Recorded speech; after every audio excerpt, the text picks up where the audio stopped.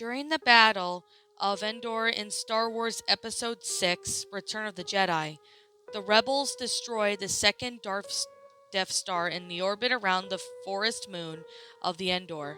The destruction of the battle-like station kills the remaining Imperial forces on board and delivers an enormous blow to the Empire due to the loss of such a gigantic weapon and all aboard. The defeat of the Imperial fleet nearby and the death of the Emperor Palpatine and our heroes are celebrating at the end of the dandy, and all fine now with Darth Vader was now been redeemed. And the special edition, you can get the celebrations of numerous worlds across the galaxy against the Imperials. Sounds fine, right? Consider that Death Star 2 is around the size of our moon. When the station erupts in the gigantic fireball, numerous parts of its frame and inner workings are ejected outwards into space at enormous speeds. Also consider that in real life, when a part of the space station that is vastly smaller than the Death Star 2 is destroyed, and it creates a cloud of debris that begins to circle Earth due to being drawn by the planet's gravity.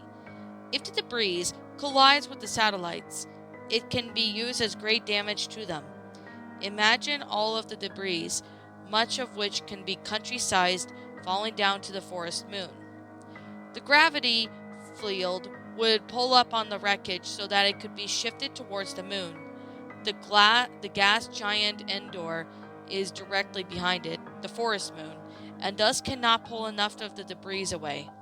The rebel fleet is far too small to create a combined shield to even deflect even half of the stuff, and the Imperials, even if they were helping the rebels, deflect did all, and it had all of their ships, would not be anywhere near enough to protect the moon.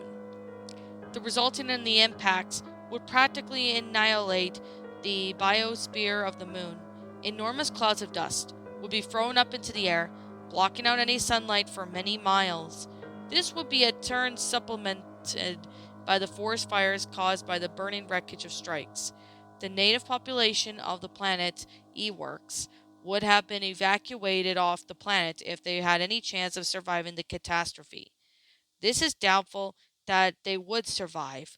The rebels are strapped for ships and could evacuate only a mild sliver of the Eworks natives. This would not be an unlikely event, let alone asteroid was enough to cause a global cataclysm that could wipe out the great deal, if not the majority of the fauna of life on the Earth during the age of the dinosaurs. Thus the great victory at Endor would come to a great price, the Holocaust of nearly the entire population.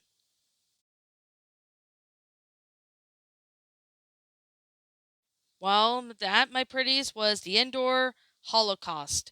A Star Wars Creepypasta or Fury Pasta. My final thoughts on the story? Honestly, I thought this was actually a really great Fury Pasta on the Endor Holocaust that happened in, well, the Star Wars Episode 6 Return of the Jedi. Now, I'm gonna be honest. I have not seen Star Wars Return of the Jedi, any of the Star Wars movies in like a really long time. So I mean, I can't remember when the last time I actually watched a Star Wars movie. But I definitely have to say it's a really, really great movie. I personally thought that, this is actually a pretty good Fury. And I personally really thought it was enjoyable in many ways. I thought it was enjoyable. It's really well done, and the grammar of this is pretty good. I personally thought this one was enjoyable, and I really do appreciate the good grammar of this story. This story honestly provides a lot of detail regarding to this. And honestly, this is actually quite believable. I can honestly picture this as quite believable in a sense. Now, keep in mind I have not watched the Star Wars movies in a really long time. I think I kind of lost count of them, but I did see the movie a long time ago, like the Return of the Jedi movie. So I could definitely say this one was actually a pretty interesting Fury. Now, I've seen a couple people narrate this story, and even by one by Creepsmith Pasta. So I thought, you know what, I should go ahead and give this one a a good watch over. This movie is definitely a pretty good one. I mean, if you're a Star Wars fan, I highly recommend you check out this movie if you haven't. And I mean, I've never met anyone who's never seen Star Wars. I mean, I've seen Star Wars, and pretty much everybody I've talked to have seen Star Wars. So, in all due reality, this is a pretty good movie. Well, pretty good, well, Fury. And it does explain that, what's the whole point of this. What I mean by this is, why is that, little Endor ship thing that's been destroyed and stuff. Now, I haven't really watched too much of Star Wars in a long time, so I'm going to have to rewatch this movie, even though I have not seen Star Wars in years. So, I guess with that being said and that being the case, the grammar is pretty good. Same with the sentence structuring, and I really do like the Fury. It's actually believable and well made, and I could actually picture this being the case. However, I can't see anything that I did not like about this story. Although I will have to say, I mean, the fact that, the clue about the story behind, what's possible is the fury that is explained in this. Honestly, I could see this being actually believable. So, was it a good read? Yes, it definitely was. It definitely was enjoyable. I found the story to be, well made and well done, and I personally really enjoyed this story. So, I can't find out who the author of the story is. So, if the author manages to stumble across this video, he or she or they them can let me know who they are in the comments below. I'll be sure to give the author proper credit when I find out who the original author is. This story, honestly, it's a pretty good one. I mean, the grammar is good. It was readable. I definitely enjoyed this story. I mean, this is actually one of the best Star Wars creepypastas I've ever read so far. I mean, I've never read any Star Wars related creepypastas on this channel, and this one honestly was a pretty good one.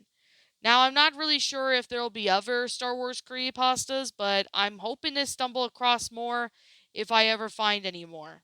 So, yeah, I mean, if there's other Star Wars creepypastas out there, if you guys know, let me know in the comments below, and I'll consider taking a look at them.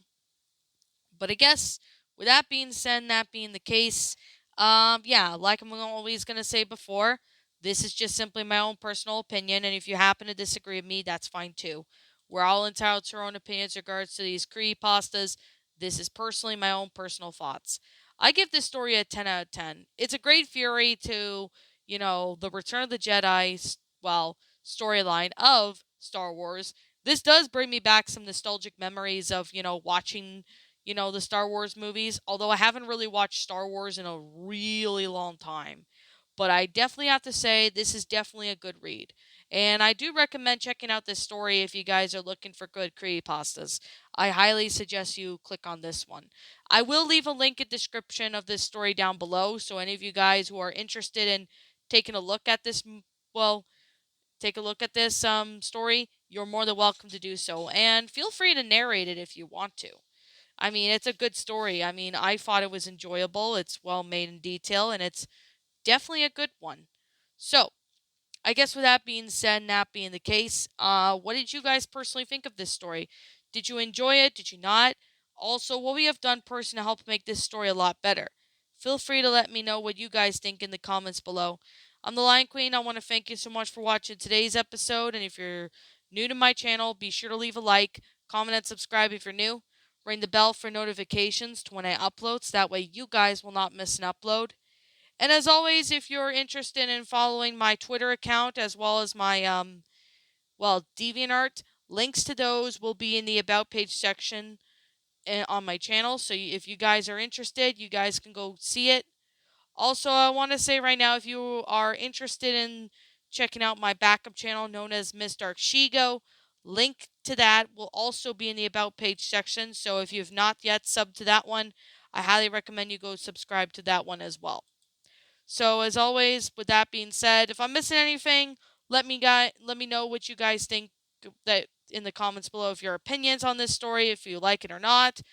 But also, if I am missing something, let me know what it is in the comments below.